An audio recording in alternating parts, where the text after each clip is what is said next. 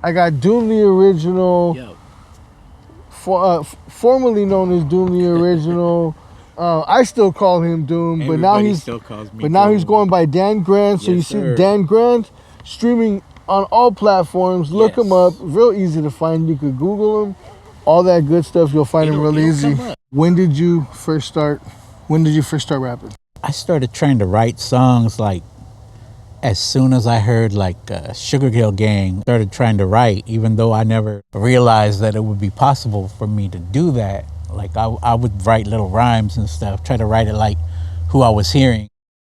Whoever I thought sounded good, try to write something like what they sounded like. I didn't know anybody that did that, but it just, I liked it, you know? And I always was into entertaining and singing and dancing and stuff. So I like, I just, I would write and I would practice and I would rap over the beats that I would hear and over instrumental parts. When's the first time that you got to record yourself? In like on like where you heard yourself like on a I think probably the first time I ever really recorded, I may have like played around and just recorded myself trying to rap or sing without any beats. But I think to like seriously like try to hear how I sounded, I had my DJ, Fred Narte, DJ Fred Rock. He lived down the street from the projects where I hang out, and he was a DJ.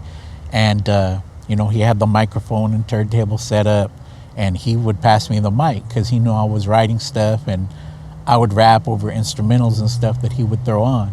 Yeah. And we would record here and there. He ended up getting a 4-track and putting together mixes and stuff. And somewhere during the mix, like, I would rap over it. And he would like send it in to radio stations and stuff like that. So you guys were making songs on 4-track? Yeah.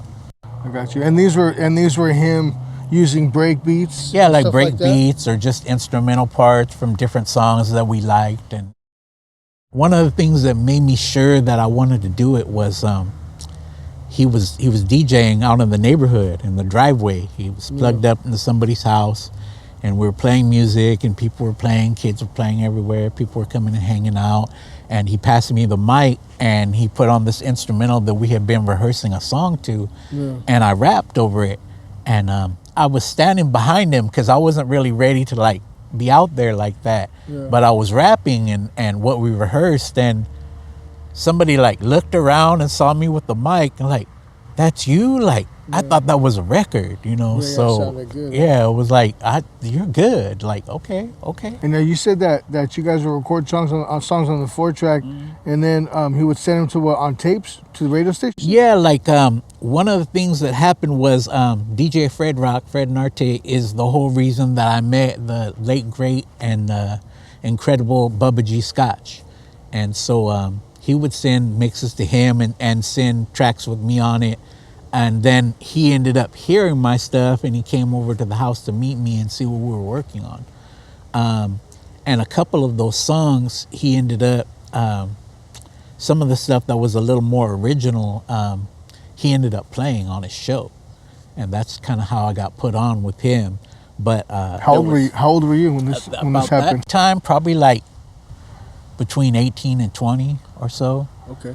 So Bubba G. Scotch played you one of the mixes that Fred Narte DJ. He played a mix, and it was funny because these other guys, these older cats, were like, they knew we rapped and DJ'd and stuff, and they were like, oh, check this out, I recorded this last night. It's a song, these dudes from Salinas, and they're better than you. And he played the song, and Fred was like, that's us, fool. Like, that's our song. Like, what are you talking about? But so, yeah, one KHDC, of the KHDC back when it was KUBO. Bubba played one of our songs, recorded off the 4-track, and told everybody it was a record, and had a rate this record kind of thing, and had everybody call in and say whether they liked it or not, and cool. It got good response. So I had met my manager, Ed Waterford. Shout out to him.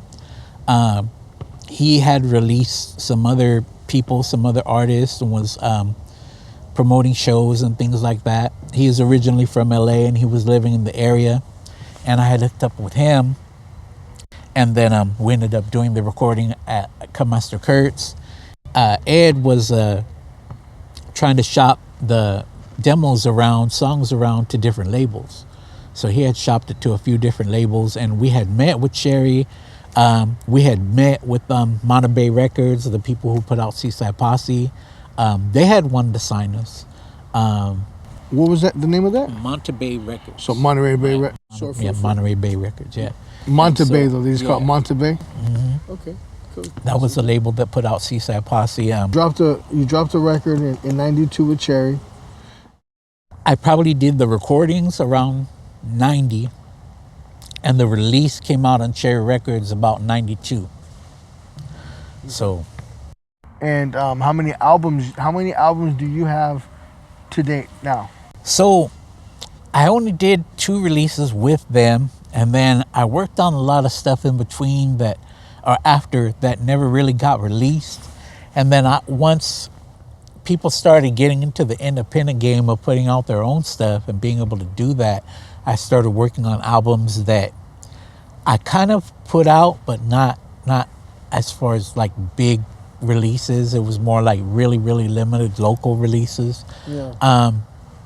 But within the last 2 years, what I've done, since I've kind of upgraded equipment and recording process and things like that, and gotten more serious about what I'm doing again, I've released, 3-4